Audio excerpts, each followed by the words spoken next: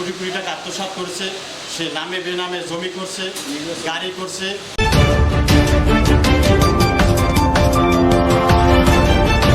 কামাল সম্বন্ধে আপনি তো অবগত আছেন, আপনি তো ওই শ্রমিক ইউনিয়নের লোকই। জি, তা আপনি একটু সঠিকভাবে সুন্দরভাবে একটু বলুন।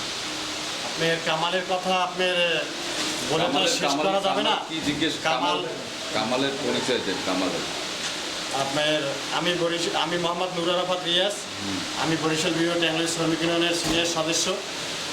আপনার এই যে কামাল, আপনারা সবাই তারে চিনবেন, সালাম কসাই নাম শুনছেন, তারই ছোট ভাই কামাল কসাই। সে আমাদের ইউনিয়নের 2011 সাল থেকে আপনার দায়িত্ব পালন করে আসছে সেক্রেটারি। ট্যাংলোরি শ্রমিক ইউনিয়নের দায়িত্ব পালন করে আসছে। সে বিভিন্ন খাতে আপনার প্রায় 13 কোটি টাকা আত্মসাৎ করেছে। আপনি ধরেন পঙ্গু, বেকার, তারপর দুস্থ, তারপর মসজিদ মাদ্রাসার নামেও সে বিভিন্ন দপ্তর থেকে টাকা তুলল। এই টাকাগুলো সে আত্মসাৎ করছে। আমরা এই আপনার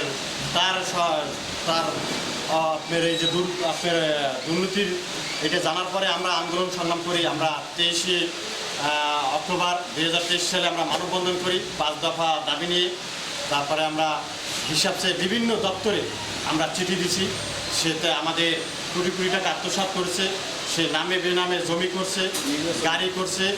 তারপরে আমরা একটা সাধারণ সভা ডাইকিয়া তারপরে আমরা হিসাব চাইছি, কিন্তু সে করছে কি সাধারণ সভা ডাইকিয়া সেটা নির্বাচনের ঘোষণা দিছে যে একটা নির্বাচন দেখাইয়া সে বাইসে যাবে। কিন্তু সে যে বর্তমান কমিটিতে তারা যে আছে তারা অবৈধভাবে আছে। 2016 সালে শেষ নির্বাচন হয়েছে, 2019 সালে শেষ হয়েছে, কিন্তু সে এখন বর্তমানে যে আছে সে তার টাকা এবং ক্ষমতার জোরে বিভিন্ন মহলের নেতৃবৃন্দর ক্ষমতার বহবল দেখাইয়া সেখানে আপনার আছে, কিন্তু যে সে আছে অবৈধভাবে। সে শ্রমিকদের পাওনা বুঝাইয়ে দেয় না, টাকাও আমাদের বুঝাইয়ে যেতে আসে না। সে আমাদের এই একটা লেবার কোর্টে মামলা হয়েছে নির্বাচন নিয়ে, আবার আপনার একটা সিভিল কোর্টে একটা মামলা আছে আপনার 13 কোটি টাকা আত্মসাতে। আমাদের বিভিন্ন দপ্তরে আবার নতুন করে আমরা আবার পূর্ণ তদন্তের জন্য কাগজ দিছি, আমরা লিফলেট করছি বিভিন্ন জেলায় জেলায়, ঠিক আছে। আপনার এই যে 18 তারিখ আমাদের মালিক সমিতি আমাদের হঠাৎ করে ডাকছে, এর আগে আমাদের ডাকছে, আমরা বসছি। সে তার সমাধান দেওয়ার কথা বলে 7 দিনের সময় নিয়েছিল।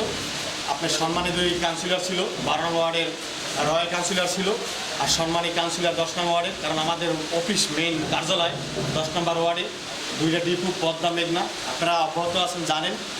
আমরা তারেও জানাইছি, সে আমাদের সাথে ছিল। আমাদের এই শ্রমিকদের যে বিভিন্ন জায়গায় যে চাঁদা উঠে, চাঁদাটা বর্তমানে এই বছরে রানিং বছরে আমাদের জানুয়ারি মাস থেকে বন্ধ আছে। তাই বিভিন্ন জায়গায় চাঁদাবাজি করে। প্রধানমন্ত্রী নিজে বলছিল যে কোথাও জানি কোনো চাঁদাবাজি না হয়। তারা করছে কি, তারা 2019 সালের পর থেকে তারা চাঁদা উঠায় আপনার রিসিপ্ট ছাড়া। আপনার আগে চাঁদা উঠানোর একটা নিয়ম ছিল গণতন্ত্র অনুযায়ী 40 টাকা, তারা ওইটা উঠাইতো 200 টাকা, 100 টাকা মালিক সমিতির, 100 টাকা শ্রমিকের।